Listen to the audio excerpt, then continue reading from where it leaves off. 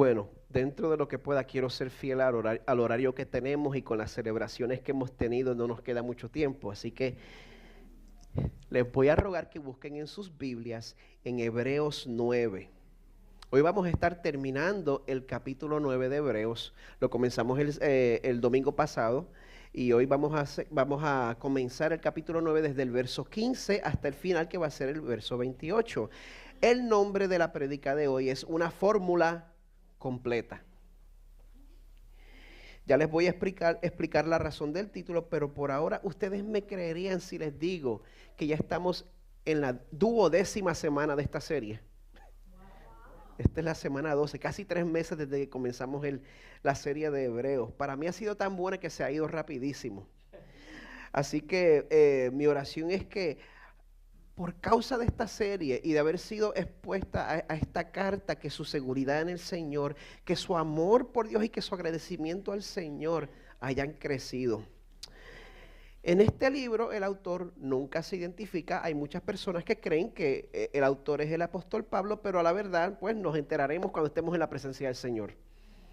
Este autor escribe a un grupo de cristianos que son de origen judío, los cuales están considerando volver al judaísmo, quizá por persecución, pero también figura el hecho de que estos hebreos parecían estar ligados sentimentalmente con los elementos ceremoniales que tenía el judaísmo de entonces, el templo, los sacrificios, los sacerdotes, y todo el peso cultural que venía con dejar la religión de tus compueblanos. Yo recuerdo eso, cuando me crié en Puerto Rico, pues todavía el catolicismo romano era mayoritario, y si uno decía que uno era evangélico, pues había como que una pestecita que le encontraban a uno. Pero por eso el autor dedica este libro a hacer una serie de argumentos en los cuales presenta a Jesús como superior a todos los elementos y todas las figuras del judaísmo, y a describir como todos los elementos del templo que ellos tanto añoraban, todas esas ceremonias y ritos solo lograban una limpieza ceremonial. Pero en verdad ninguno de esos ritos tenía algún efecto en sus pecados o en sus conciencias.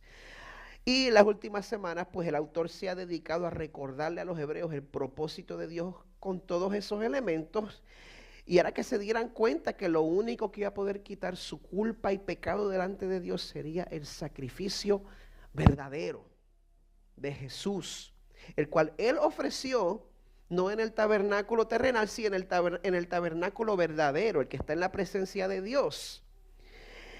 La semana pasada aprendimos que si nosotros no confiamos en el sacrificio de Jesús, nuestros intentos de obedecer a Dios en verdad son repugnantes para Él. No estoy exagerando.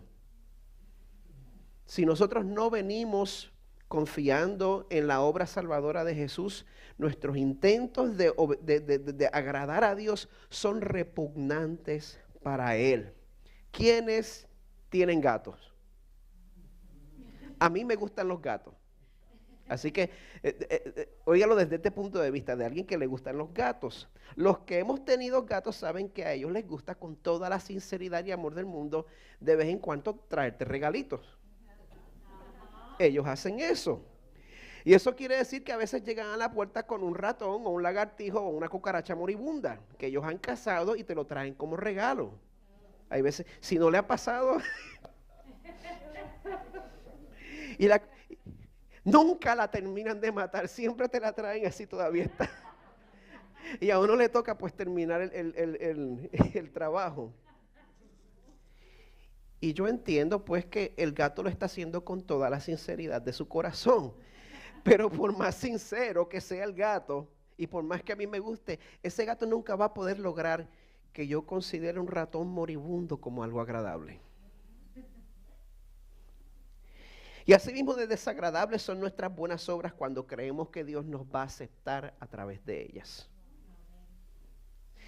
Pero el sermón de la semana pasada concluyó afirmando que el sacrificio que Jesús hizo de parte nuestra, pues toma esas obras muertas y les da vida. Nuestra obediencia a Dios solo tiene valor cuando viene envuelta en una confianza entera en lo que Jesús hizo para absorber el castigo que todos merecemos de nacimiento. Pues en el pasaje de hoy, Hebreos 9, 15 al 28, la palabra de Dios continúa ese pensamiento diciéndonos lo siguiente. Estoy leyendo de la Biblia de las Américas. Dice: y por eso Él, Jesús, es el mediador de un nuevo pacto, a fin de que, habiendo tenido lugar una muerte para la redención de las transgresiones que se cometieron bajo el primer pacto, los que han sido llamados reciban la promesa de la herencia eterna. Porque donde hay un testamento, necesario es que ocurra la muerte del testador, pues un testamento es válido solo en caso de muerte, puesto que no se pone en vigor mientras vive el testador.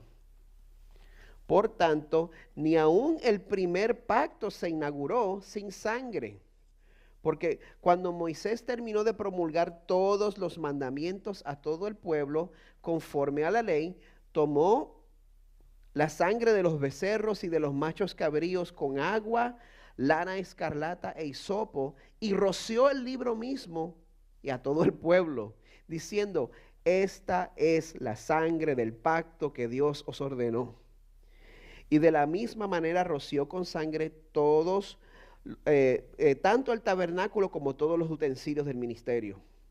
Y según la ley, casi todo es purificado con sangre, y sin derramamiento de sangre no hay perdón. Por tanto, fue necesario que las representaciones de las cosas en los cielos fueran purificadas de esta manera, pero las cosas celestiales mismas con mejores sacrificios que estos. Porque Cristo no entró en un lugar santo hecho por manos, una representación del verdadero, sino en el cielo mismo, para presentarse ahora en la presencia de Dios por nosotros. Y no para ofrecerse a sí mismo muchas veces, como el sumo sacerdote entra al lugar santísimo cada año con sangre ajena.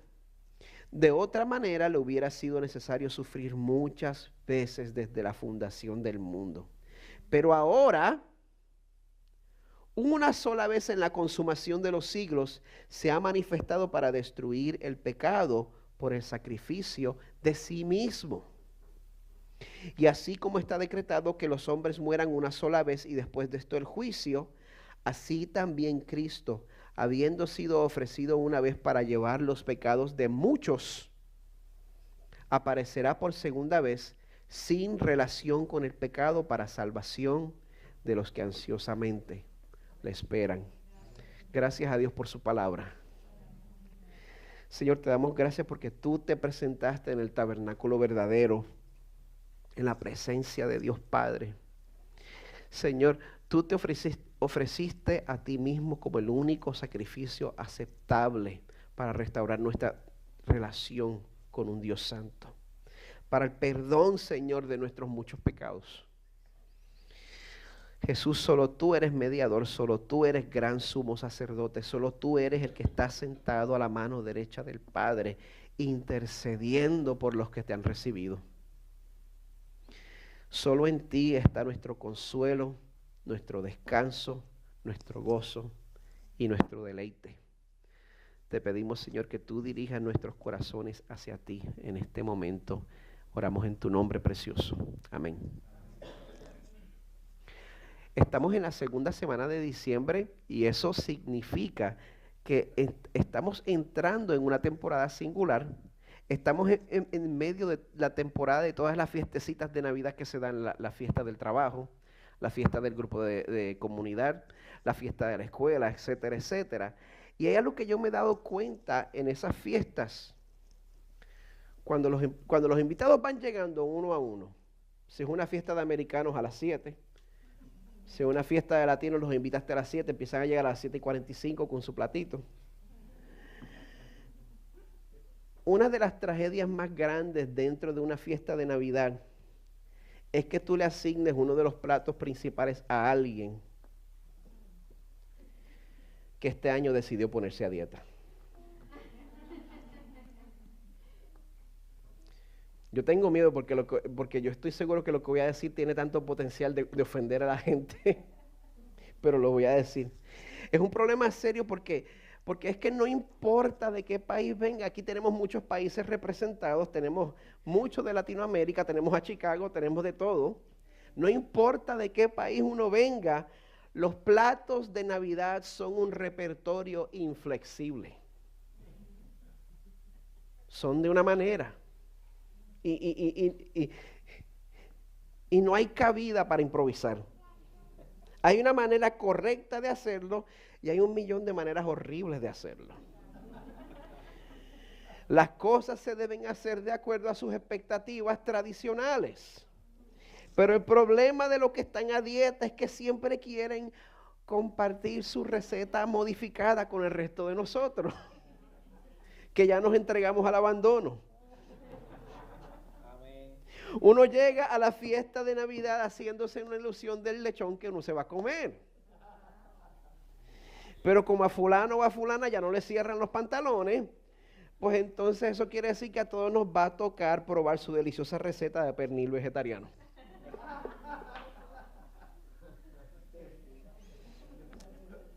O de galletas sin gluten. No. Póngale el sello cuando falta uno de los ingredientes esenciales o cuando le añaden algo que no va. Perdone, esto es para los puertorriqueños, como los pasteles con pasa. ¿Quiénes son de pasteles con pasa? Dora, siempre meto la pata contigo, Dora, perdóname.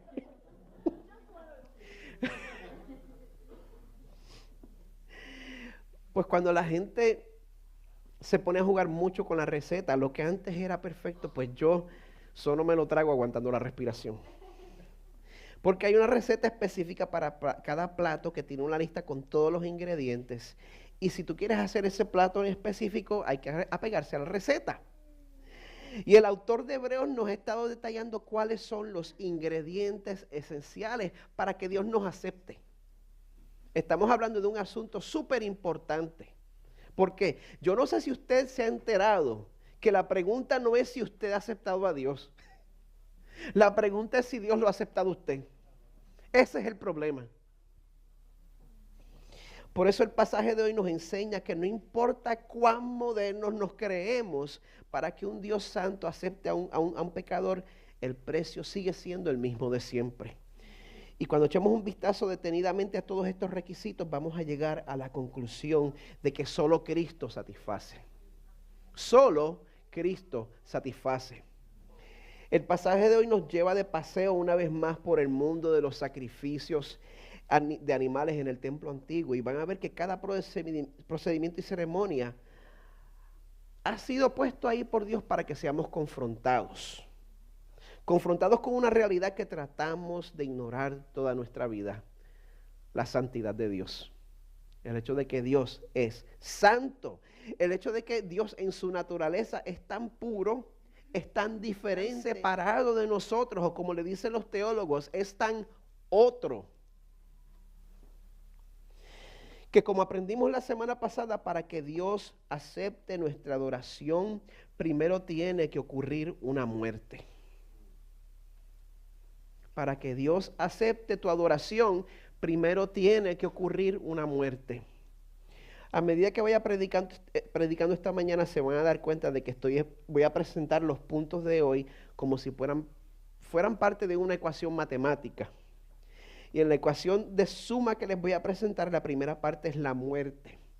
Y cuando usted se entera que Dios exige una muerte para poderle aceptar, ¿cuál es su reacción? ¿Cuál es su pensamiento? Si Dios tiene que matar a alguien para aceptar su adoración, ¿qué piensa en su corazón? Independientemente de lo que opinemos, Jesús logró lo que nosotros nunca podemos lograr. Dice el verso 15, Él es el mediador de un nuevo pacto. Vamos a pasar ahí un momentito. La palabra en el original griego para pacto también se usa para testamento. Y yo quiero que noten que este pasaje nos va a hablar de un testamento que tiene todas sus partes. Un testamento pues tiene su testador, la persona que cuando muera deja su propiedad, sus bienes. Tiene el albacea, la persona que está encargado de ejecutar el testamento, y tiene los herederos.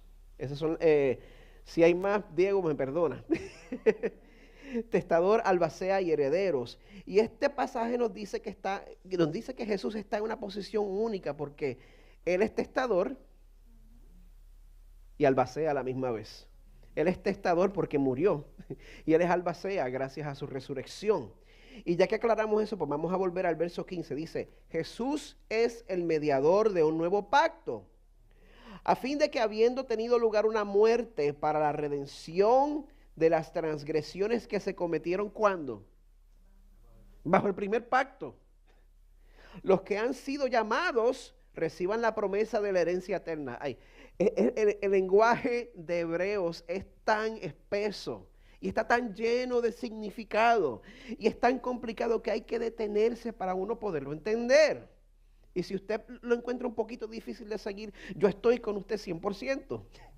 Aquí el verso 15 comienza detallando los beneficios de ese nuevo pacto, de ese nuevo testamento que solo Cristo ofrece. Ese beneficio único es nuestra salvación, la cual es una salvación garantizada por un testamento, y como testamento al fin, esta salvación que se está ofreciendo se llama una herencia. ¿Qué tipo de herencia? Eterna. Si usted ha tenido la oportunidad de beneficiarse de una herencia, no levante las manos, no me interesa saberlo. Usted sabe que a menos que a usted le hayan dejado millones, se le va a acabar. Pero la herencia que Cristo ha conseguido para nosotros es una herencia que no tiene fin. Él, a través de su vida, de su muerte y de su resurrección, ha conseguido para nosotros una salvación tan grande. Sígame aquí. El alcance de esa salvación se extiende hacia el futuro. Todos nosotros estábamos en el futuro. Y el alcance de esa salvación se extiende también al pasado, a todos los que vinieron antes de Cristo. Dice aquí, los que han sido llamados a recibir esa herencia, no solo somos nosotros, sino que este sacrificio es tan perfecto que también es suficiente para la redención de las transgresiones que se cometieron bajo el primer pacto. Tome un momentito para pensar, ¿qué quiere decir eso? La muerte de Jesucristo no solo cubre los pecados modernos, sino que la misma muerte que compró el perdón de los pecados que definen a nuestra generación.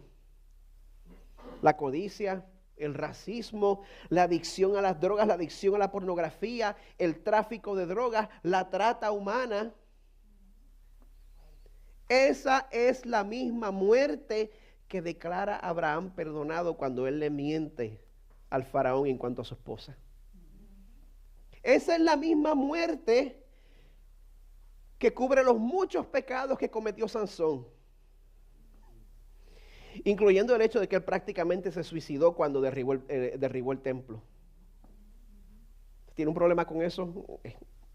Es la Biblia, no soy yo. Es la misma muerte que cuando el rey David admite haber cometido adulterio y asesinato de un tiro. Esa muerte le da al profeta Natán la autoridad de declararle a David en 2 Samuel 12:12, el Señor ha quitado tu pecado, no morirás. ¿A usted no le molesta eso?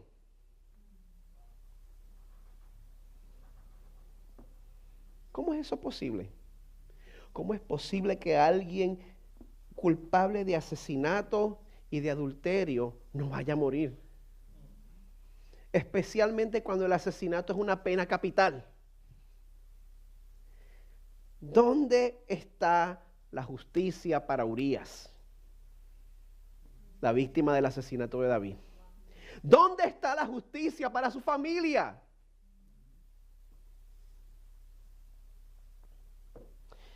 Aunque David no fue exento de las consecuencias de su pecado, él no tuvo que pagar su culpa con su vida, como debió haber sido, Porque al igual que nosotros, al igual que el cristiano del siglo XXI, su culpa fue cubierta a través de la muerte de otra persona. Él no tuvo que morir porque otro murió por él. Esta muerte significa que desde la creación de la humanidad hasta el día del fin, todo el que haya creído que Dios iba a ser fiel a su promesa de aplastar la cabeza de la serpiente, todo el que haya creído esa promesa tiene acceso a lo que Dios ofrece en Romanos 3, 22 al 26, que nos dice: tenemos acceso a la justicia de Dios por medio de la fe en Jesucristo para todos los que creen, porque no hay distinción, por cuanto todos pecaron y no alcanzan la gloria de Dios, siendo justificados gratuitamente por su gracia, por medio de la redención que es en Cristo Jesús, a quien Dios exhibió públicamente como propiciación por su sangre a través de la fe, como demostración de su justicia. ¿Por qué? Porque en su tolerancia Dios pasó por alto los pecados cometidos anteriormente, para demostrar en este tiempo su justicia, a fin de que Él sea justo y sea el que justifica al que tiene fe en Jesús.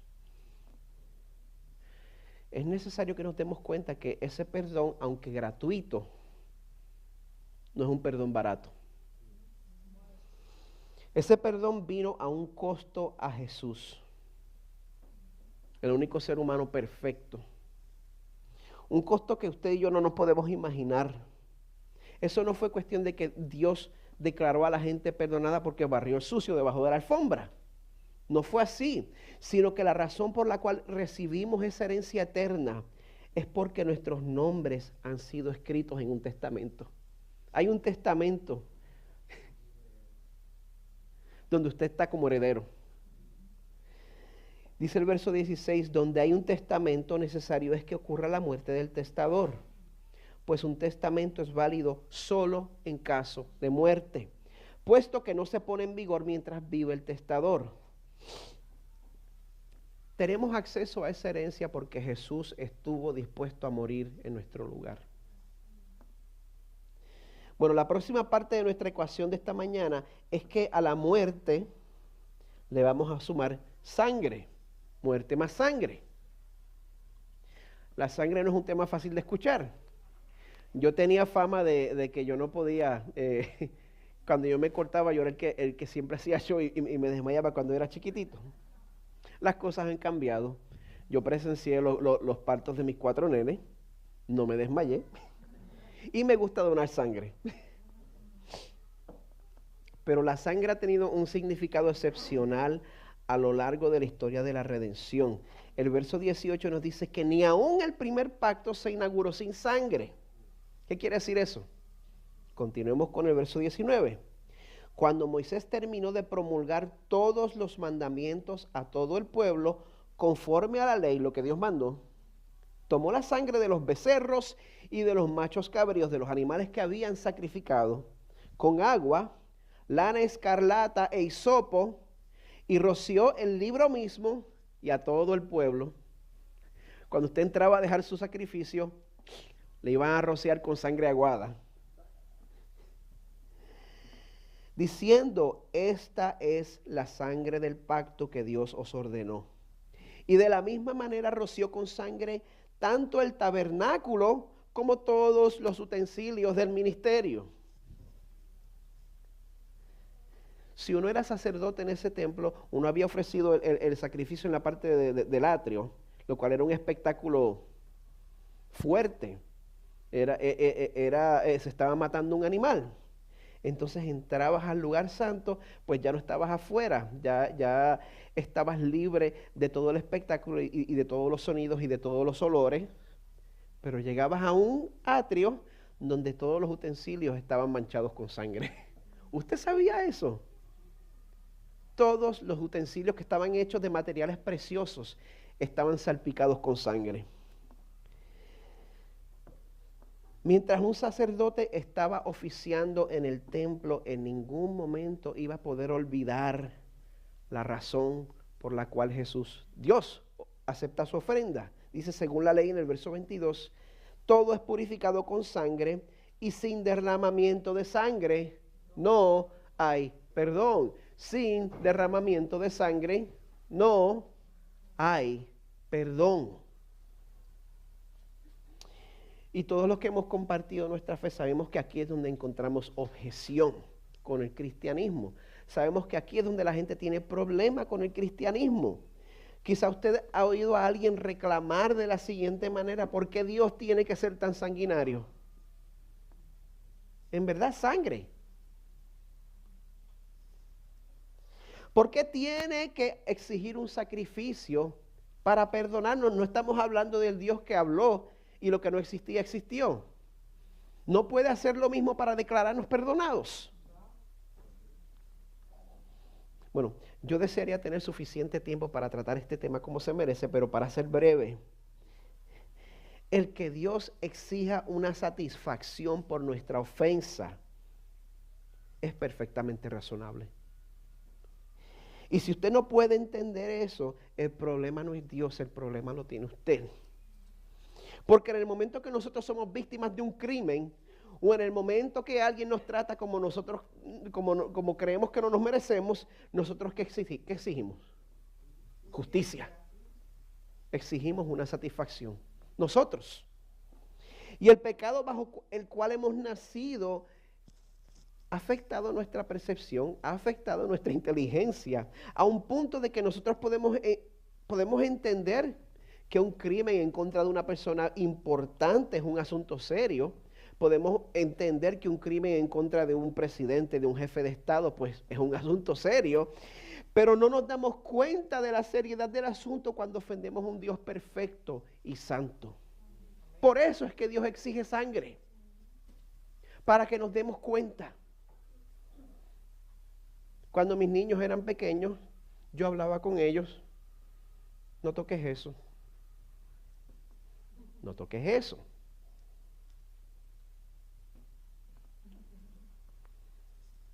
No toques. Si tocas, papá te va a disciplinar. Ok.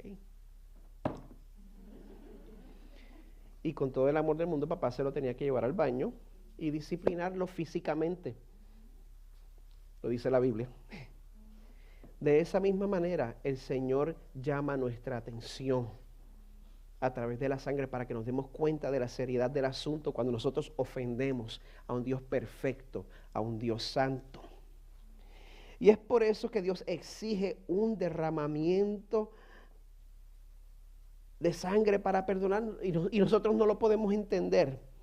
El pastor Sam Storms escribe lo siguiente: el pecado y la rebelión humana nunca van a ser vistos como son, ni van a producir ninguna impresión en nuestros corazones hasta que los veamos en contraste con la santidad trascendente del Dios en contra de quien son perpetrados. Una vez veas y percibas la belleza de la justicia, gloria y majestad infinita de Dios, entonces entenderás la fealdad dentro de la transgresión, incredulidad e idolatría del ser humano. Si usted le da trabajo entender la majestad, la belleza perfecta de Dios, pues yo le animo a que pases menos tiempo en Netflix, menos tiempo en Univisión, y que dediquemos tiempo para familiarizarnos con la Biblia, por lo menos con los salmos, con los evangelios, con las cartas de Pablo. Yo te garantizo que Dios va a abrir tus ojos a través de su palabra, para que te des cuenta que no hay ni siquiera un ser en toda la creación que siquiera empiece a compararse a Él. Cuando nosotros recordamos que ese ser supremo y valioso es quien nos creó, nuestro creador, entonces podemos estar de acuerdo con las palabras de mi amigo, el pastor de Cross Point Coast, Jeremiah 5, él ha predicado aquí. Y él escribe: Dios tiene la prerrogativa de definir cómo es que Él desea que sus criaturas caídas se le acerquen.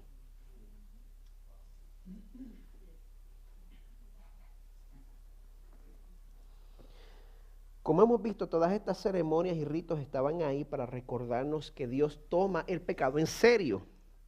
Pero ninguno de esos ritos ni ceremonias tenían el poder para quitar el pecado, sino que su propósito era apuntarnos a la próxima parte de la ecuación, la perfección. Muerte más sangre más perfección. Una perfección necesaria para lograr esta salvación tan grande, dice el verso 23. Por tanto, fue necesario que las representaciones de las cosas en los cielos fueran purificadas de esta manera, pero las cosas celestiales mismas con mejores sacrificios que estos.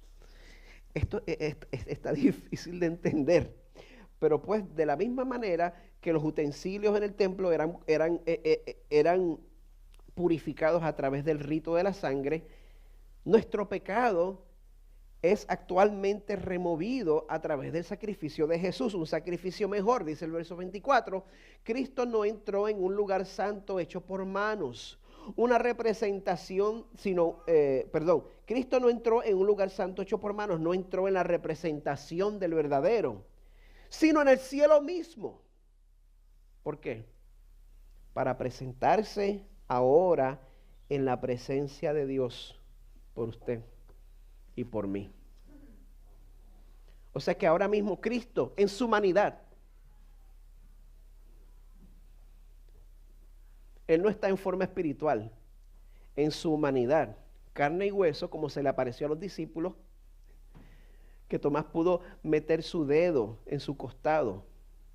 El mismo Jesús que comió y bebió, Cristo en su humanidad, ahora mismo se encuentra en la presencia de Dios.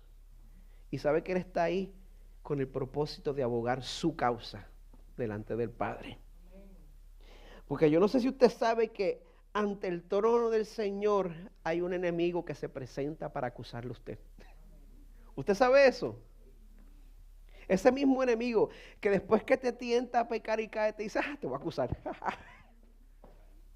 Ese es el truco en el cual caemos una y otra vez. Nos tienta, caemos, nos acusa delante del Señor y nos acusa a nosotros mismos con nuestra propia conciencia.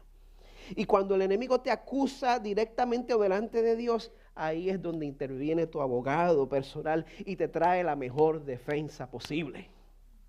Jesús se presenta ante Dios por nosotros, dice el verso 25, no para ofrecerse a sí mismo muchas veces, como el sumo sacerdote entra al lugar santísimo cada año con sangre ajena.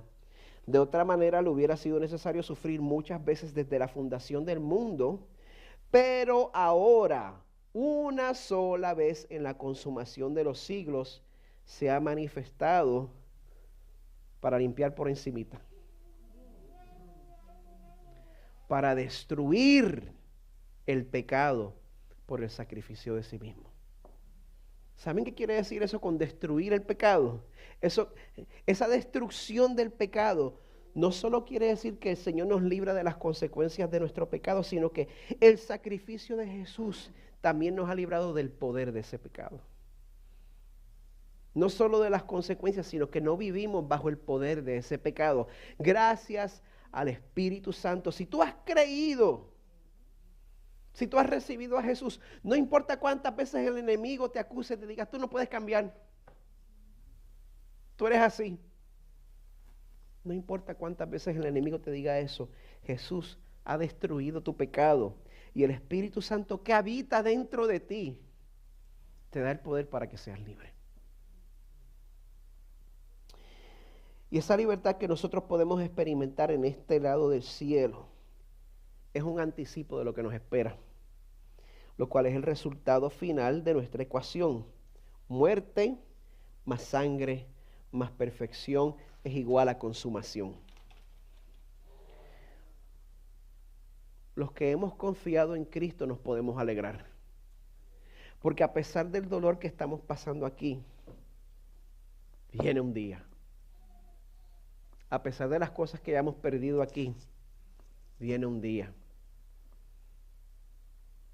Muchos de ustedes dejaron en Venezuela una casa llena, cerrada con candado, y no saben qué es lo que va a pasar. Viene un día. Muchos de nosotros hemos experimentado abuso y la persona se ha quedado impune. Viene un día. A muchos de nosotros se nos ha robado, se nos ha quitado. ¿Cuántos de nosotros hemos experimentado violación de nuestros derechos? Viene un día. Viene un día en el cual vamos a ser sanos de todas nuestras enfermedades. Todas nuestras enfermedades físicas, todas nuestras enfermedades mentales. Viene un día en que vamos a ser libres de todo eso. Al fin, un día en el cual Dios mismo personalmente te va a consolar por todo el dolor que pasaste. Él personalmente va a secar las lágrimas. Es más, como dice la Biblia, Él tiene una botella donde ha contado todas tus lágrimas. Aunque haya sido nuestra culpa. Él nos va a consolar de todo el dolor que hemos pasado. Y sabe que ese día viene con seguridad.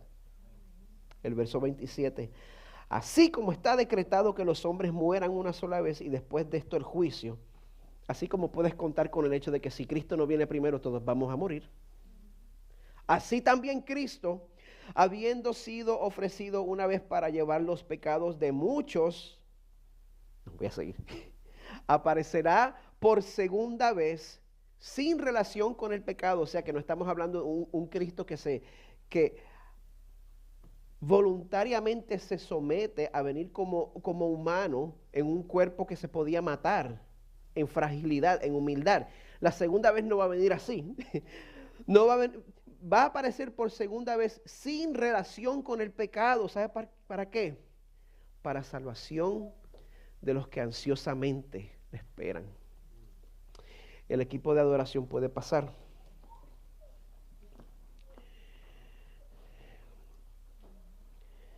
Y mientras ellos toman sus lugares, pues vamos a prepararnos para recibir el sacramento de la comunión, en el cual recordamos cómo el cuerpo de Jesús fue quebrantado y cómo la sangre de Él fue derramada para que nosotros pudiéramos tener ese perdón. Y como mencionamos al principio, la comunión es para los que han recibido a Cristo como su Salvador, es para pecadores arrepentidos y penitentes.